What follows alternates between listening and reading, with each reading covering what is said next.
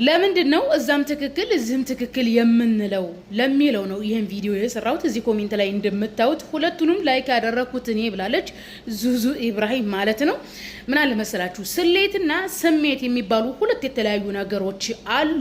ስሜት ብሎ ማለት ያየነውን ነገር ስሜታችን የኮረኮረን ነገር ሳናሰላስል ከያቅጣጫው መሰረታዊ ነገሩን ሳናይ ቶሎ ሐሳብ የምንሰጠው ነው። ስሌት ብሎ ማለት አንድ ሰው ሊናገር ይችላል፣ ሌላም ሰው ሊናገር ይችላል።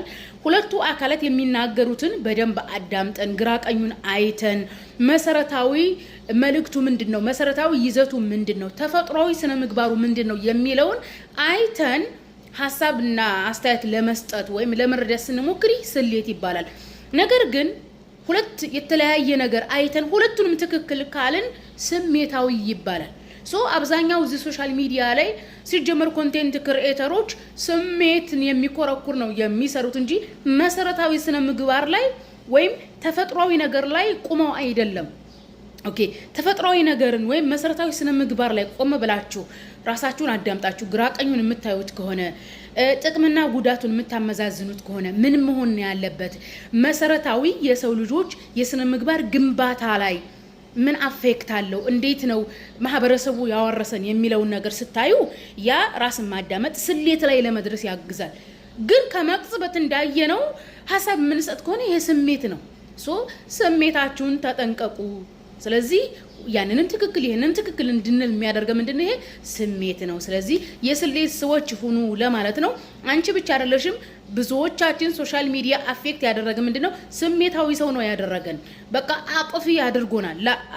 አጥፊ خلو ያለ ጀንብ ያኒ መጀመሪያ ታዳምጣላችሁ፣ ከዛ ሂሳብ ትሰራላችሁ። ግራ ቀኙን ከኋላ ከፊት ለሰው ምን ይጠቅማል፣ በሰው ከሰው እንዴት ነው መኖር ያለበት፣ ሰው ተከባብሮና ለወደፊት ታይዞ የሚኖረው ምንድነው መሰረታዊ የስነ ምግባር ግንባታ ሲኖር ነው። ስለዚህ ሴቱንም ወንዱንም የማይበድል ሐሳብ የትኛው ነው የሚለው ላይ ፎከስ ስታደርጉ የስሌት ሰው ትሆናላችሁ። ነገር ግን ያም መጥቶ ስሜታችሁን በኮረኮረ ቁጥር ይዟችሁ ነው ገደል የሚገባው እና እዛም ትክክል እዚህም ትክክል የምንል ሰዎች ስሜታዊ እየሆነ ነው ለማለት ነው ይሄን ቪዲዮ የሰራሁት። ሰው ስሜቱን ሲከተል ነው ከመንገድ የሚወጣው። የገንዘብ ስሜት ያለበት ያጭበረብራል፣ ይሰርቃል፣ ይዋሻል፣ ጉቦ ይበላል፣ ወለድ ይበላል፣ ያበላል። ብቻ ፊቱን መሙላቱ ነው የሚታየው። የተቃራኒ ጾታ ስሜት ያለበት ሰው ኒካህ አለኝ የለኝም አይል፣ ባይኑ ሐራም ያል፣ ዝሙት ላይ ይወድቃል። በዘመኑ ብዙዎችን እየፈተኑ ያሉ ቆሻሻ ፊልሞችን ያያል። ስለዚህ ስሜትን ከዲን የሚያርቅን ፍላጎት የመርዝ ያክል ፍሩት። ስሜትን መከተል ወንጀል መስራት ማለት መርዝ እንደመጠጣት ነው፣ መርዝ እንደመብላት ነው። መርዝ ዱንያ ላይ ይጎዳል፣ ወንጀል አኺራ ላይ ይጎዳል። ከሰዎች ጋር መቀላቀልን ደግሞ እንደ እሳት እዩት።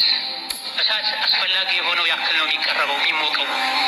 ምግብ ለማብሰል ቢጠቀሙት እሳት በጥንቃቄ ካልተያዘ እንደሚጎዳው ከሰዎች ጋር ያለ ግንኙነትም የእሳት ያክል ካልፈሩት ካልተጠነቀቁት በሰው ምክንያት የሚከፍር ሰዋል። በጓደኛ ምክንያት ዝሙት ላይ የሚወድቅ ሰዋል። ኸምር የሚጠጣ ሰዋል። የሐራም